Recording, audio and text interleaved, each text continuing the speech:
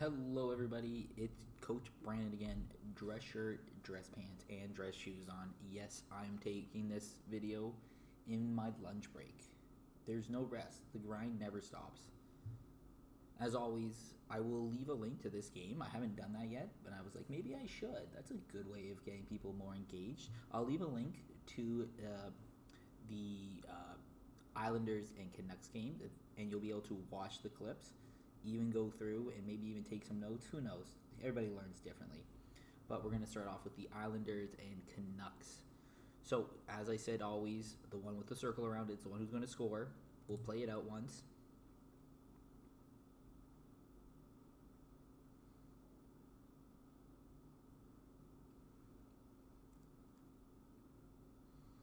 All right, so what do we see here? Islanders going for a line change. Canucks have possession of the puck. Quick transition. Two guys kind of get caught. Need to get back through the middle.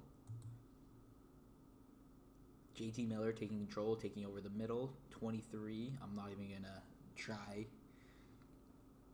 Leaker Mekki comes down the side. GT pulls it back, opens up. This must have been a great shot because it's a one-timer. And it just beats the goalie clean. There's nothing really spectacular about this goal, like schematic-wise. It's a great shot. It's a great lead up to it, but it's just a good shot beating a goalie. We'll hit you with it one more time. Quick transition, hits the centerman. Centerman takes it up, opens up his hips to the winger. Winger one times it in. Beautiful. I think that's like my catchphrase. Beautiful.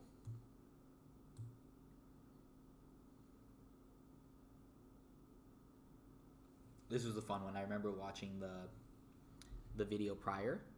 So look at this power play setup. It's a umbrella with kind of a bumper who drops down low.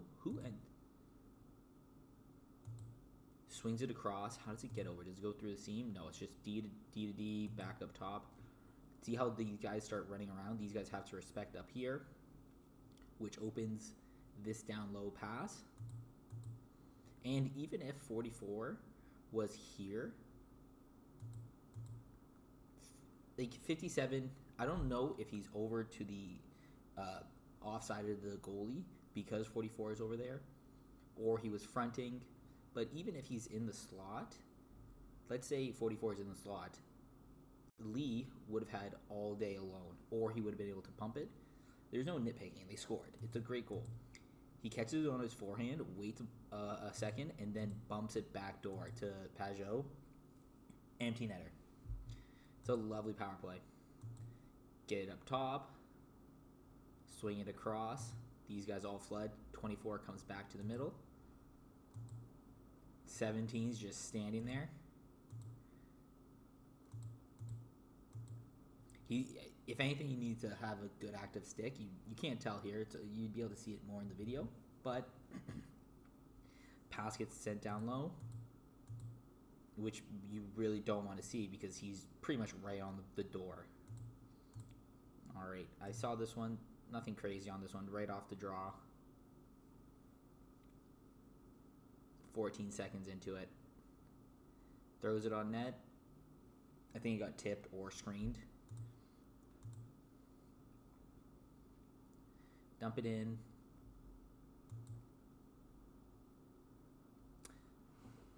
What is 43 doing here? Best guess. Because, truthfully, if not, you don't want him coming up the middle, but that's where the space is. He even could have zipped it across if he's a lefty. Even if he's a righty, he could have zipped it across at 23, but that's would have to be a very heads-up play. Because he catches it going backwards, like coming back to his zone, and he tries to reverse it to nobody, bump it back to the D. D throws it on net. I think it's tipped by 9.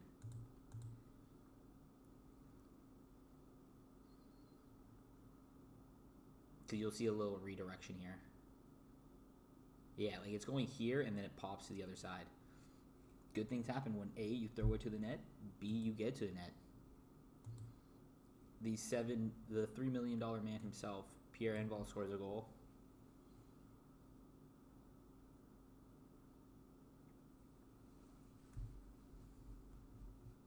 Let's see this again. Push play. Defenseman steps up, doesn't have anything, throws it back down. Line change. Who's the first one there? The guy who gets off. Nope. Okay. I thought 10. He could have, but 34 gets it.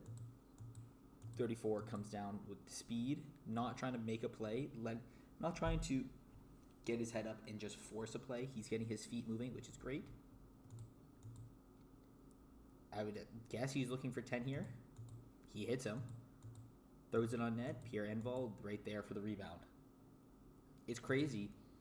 Now that I do all these videos, this is something I wish I had as a kid. Because when I went to the NHL Network as a kid, you would have to click on the goal and you would have 30 seconds of ads or a minute and a half or something like that. And if there's a 7-goal game like this, which ended up being 5-2, it would take me 8 minutes just to get through 4 goals. I'm like, this sucks. This is beautiful. You could really, my whole point of saying this is you could see just how many goals happen in this area. And it's not always just the Zach Hyman, I stand in front and I tip pucks, or, oh my God, I'm blanking on the forward for Detroit years ago, who's called the horse or the dong. I can't remember. Holmberg? No. This is going to drive me nuts. The mule? I can't remember. But all he would do, he was great at face-offs and he tips pucks. He got 20 goals by just tipping pucks. This isn't that. This is just being there and having your stick on the ice because rebounds happen. This is my TED Talk.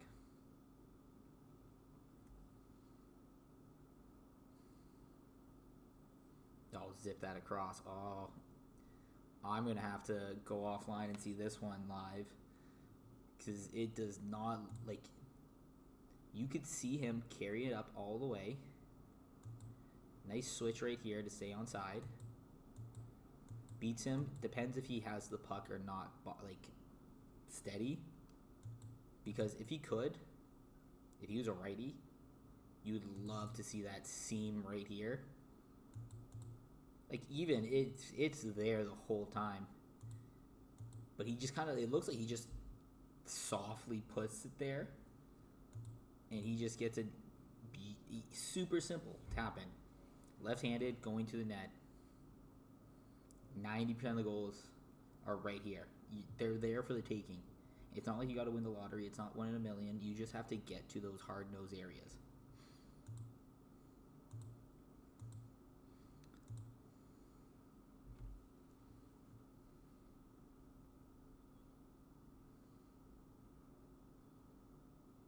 Oh, empty netter. I was like, what? How is he going to score from here? It's a great job by Noah Dobson just on that hinge. So it's a chip out. I don't know what happens here. Was 8 going for a change and just never got a piece of it.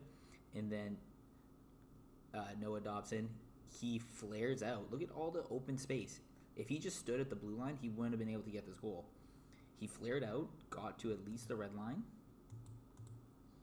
and that's super simple. 99% of NHLers can make this shot. Empty net, you just throw it in there. I can't say 99 because we've all been in that situation where you throw it into the empty net, hits the post.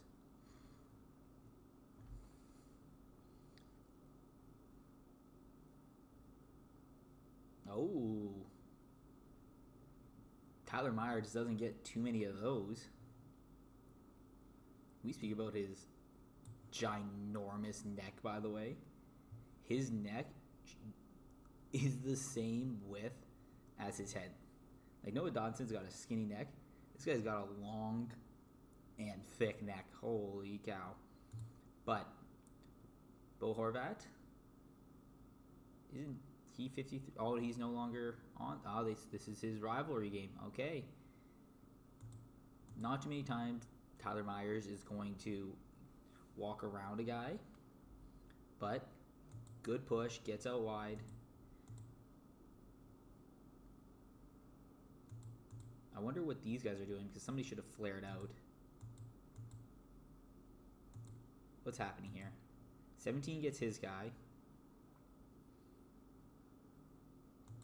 44 goes to the net. 26. I'm going to start this over because I want to know. So this is a winger. Usually the winger will come through.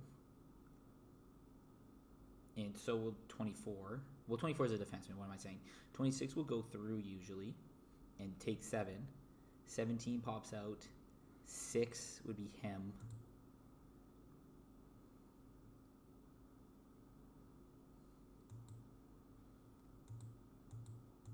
Do they collide? Like